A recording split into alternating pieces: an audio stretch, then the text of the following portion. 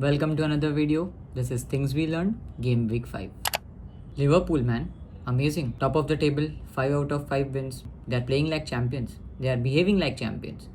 If you saw that derby match against Everton, I don't think so there was ever a doubt that Liverpool would drop the points. That too at Anfield. It was a one-sided match and well played Everton, at least well tried, but it was all in Liverpool's favour. One interesting fact, this defeat means David Moyes is now winless in 21 games at Anfield. Spurs being Spurs again.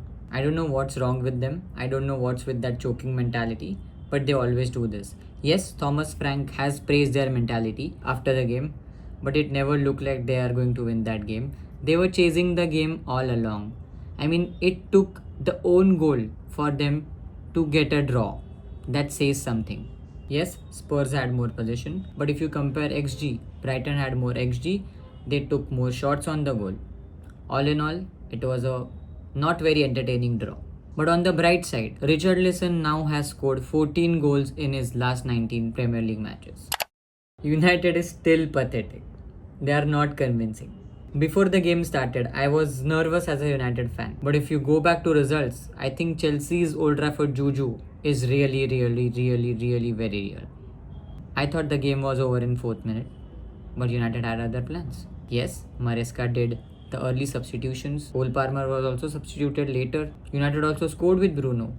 They scored after that with Casemiro. But United at the end make our lives difficult as fans. Why Casemiro had to tackle like that?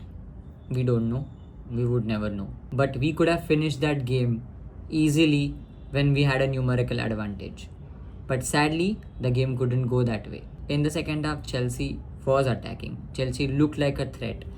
But credit to United's solid defense. Shout out to Delete for that man of the match performance. For me, he was a man of the match. And all in all, it was a nervous performance for me as a fan to even watch that game. United, do something. Wake up. Don't do this. Life's tough for a Brentford fan. They don't look good. They look like a team who's struggling, really struggling.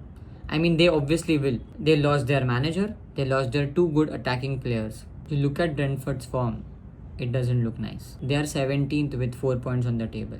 And you look at their upcoming fixtures, it's going to be very difficult for them. I think there are good chances that Brentford will relegate this season. Mikel Arteta, you had to show some courage.